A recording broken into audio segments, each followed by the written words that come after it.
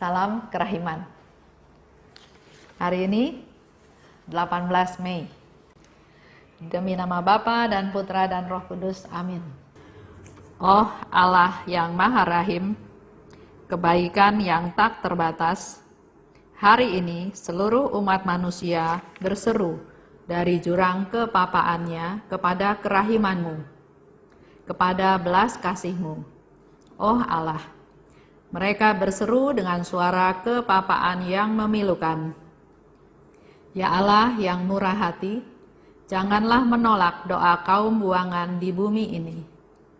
Oh Tuhan, oh kebaikan yang melampaui pengertian kami, Engkau sungguh-sungguh mengenal kepapaan kami, dan Engkau mengetahui bahwa dengan kekuatan kami sendiri, kami tidak mampu menghadap Engkau.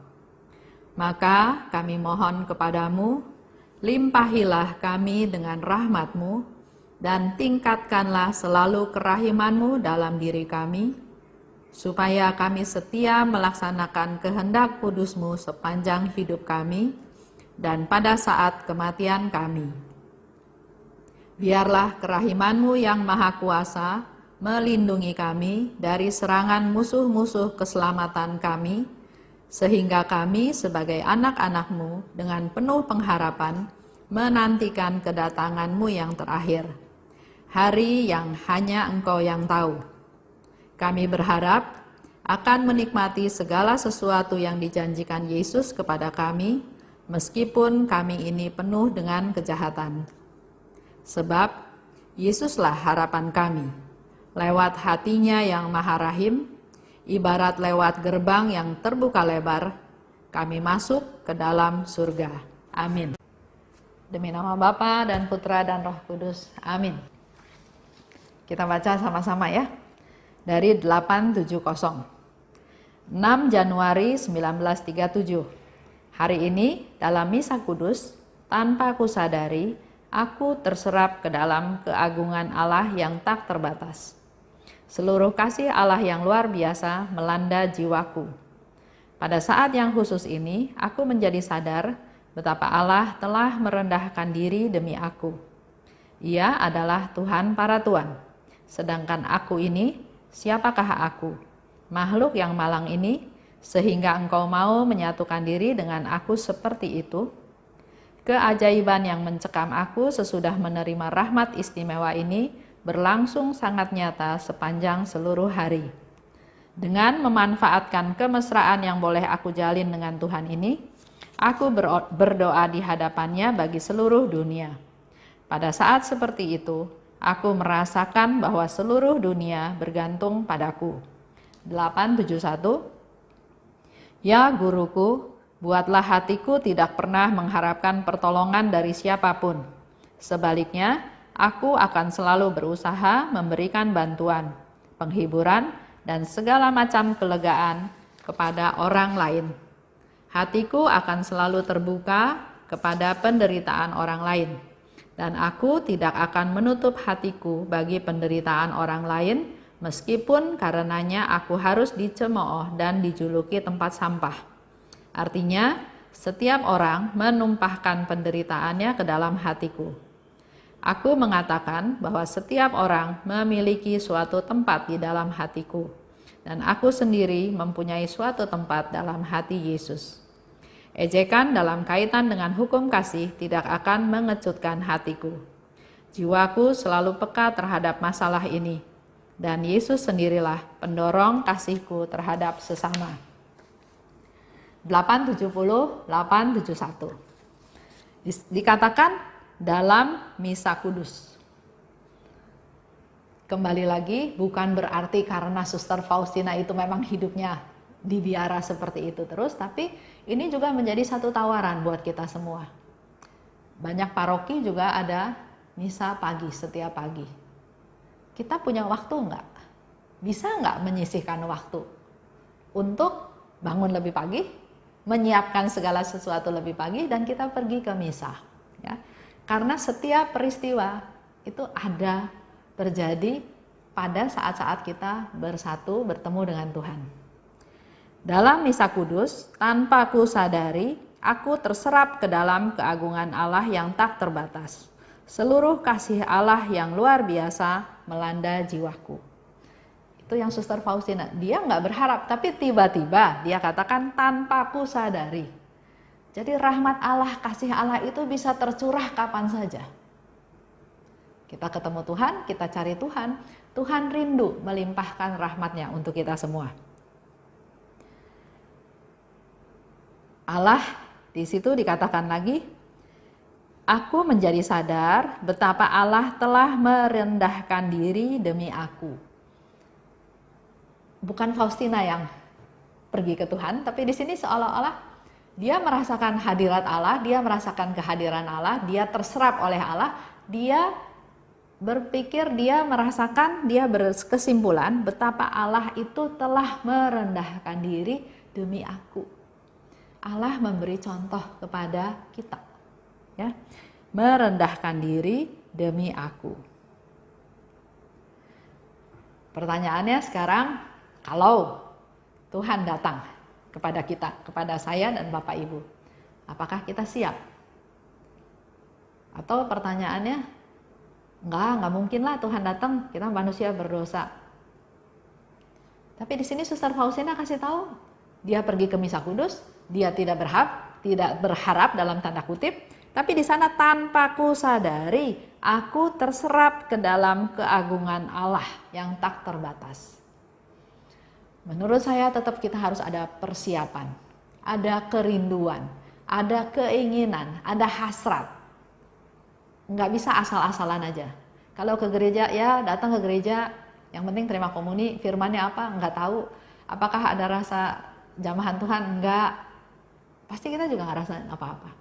Tapi kalau kita rindu, kita harapkan, kita ingin, kita punya kerinduan, saya yakin Tuhan pasti akan menanggapi atau membalas atau menjawab kerinduan tersebut.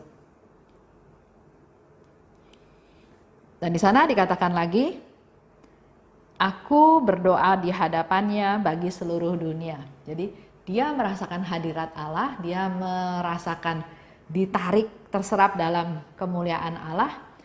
Tapi dia nggak langsung, aduh saya bahagia, saya sukacita, saya dapat jamahan Tuhan, saya merasa badan saya hangat, saya. Fokusnya saya.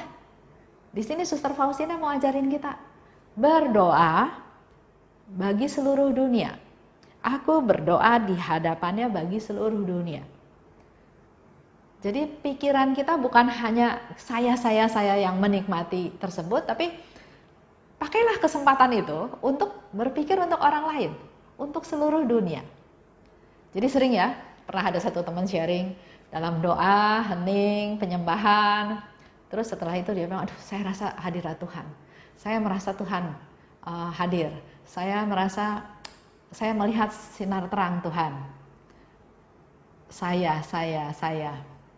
Pernah juga saya kasih seminar. Setelah selesai seminar, ada seorang ibu ajak saya ke rumahnya. Ayo Bu Esther ke rumah saya, ada apa? Di rumah saya itu ada patung Bunda Maria yang mengeluarkan minyak. Minyaknya wangi. Ayo kita lihat. Saya terus tanya, bagus Bu, kalau patung Bunda Maria mengeluarkan minyak yang wangi. Nah, setelah ibu melihat mujizat tersebut, ada perubahan hidup apa dalam hidup ibu sebelum patung itu mengeluarkan minyak dan sekarang setelah patung Bunda Maria mengeluarkan minyak wangi, ada perubahan apa dalam diri ibu? Dia bilang, oh nggak ada apa-apa, biasa aja. Terus saya langsung bilang, oh saya nggak bisa datang ke rumah ibu. Tapi menurut saya, kalau ibu mengalami mujizat tersebut, harusnya ada perubahan. Karena kalau tidak ada perubahan, dalam tanda kutip ya, kasihan Bunda Marianya, sudah menunjukkan suatu mujizat tapi kita nggak bereaksi. Kita lanjut ya. Jadi waktu Suster Faustina merasakan keagungan Allah, dia tidak hanya menikmati itu untuk dirinya sendiri, tapi dia langsung berdoa bagi seluruh dunia. Dan dilanjutkan dalam doanya tersebut, dia katakan, Ya guruku, buatlah hatiku tidak pernah mengharapkan pertolongan dari siapapun. Kita mau belajar ya dari Suster Faustina di 871. Dia katakan, saya tidak mengharapkan pertolongan dari siapapun. Bagaimana dengan kita? Kerjaan gampang kita kerjakan, kerjaan susah orang lain misalnya. Atau saya udah kerja banyak, kamu juga harus bantu saya. Ya. Tapi di sini Suster Faustina bilang, aku tidak mengharapkan pertolongan dari orang lain. Bahkan di situ dikatakan, tapi aku mau menjadi orang yang selalu memberi bantuan. Memberi. Ya. Kedua, yang mau menghibur orang lain. Bukan mau dihibur ya, tapi mau menghibur orang lain. Ketiga, memberikan kelegaan. Buat orang itu menjadi lega. Menjadi ada pemberesan. Keempat, terbuka terhadap penderitaan orang lain. Ada istilah yang pernah saya dengar, jangan deket-deket orang susah, nanti kita ke bawah susah. Itu bahasa duniawi. Kalau kita ikut Tuhan, kerahiman Tuhan, belajar dari Suster Faustina justru terbuka untuk permasalahan orang lain, untuk problem orang lain. Ya. Dijadiin tempat sampah, oke, nggak apa-apa. Silahkan berkeluh kesah. Silahkan, saya nampung, saya kasih kuping untuk mendengarkan keluh kesah mereka. Dicemooh, jadi tempat sampah, nggak apa-apa. Itu dari bagian daripada yang Suster Faustina mau sharingkan kepada kita.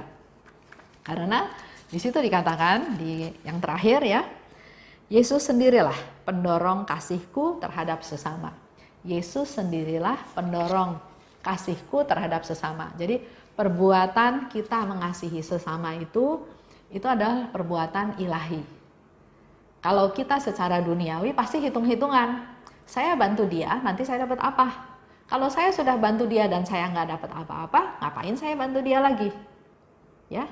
Tapi di sini Suster Faustina memberikan satu konfirmasi bahwa kita bisa mengasihi sesama dengan tulus ya. Itu adalah dari Yesus.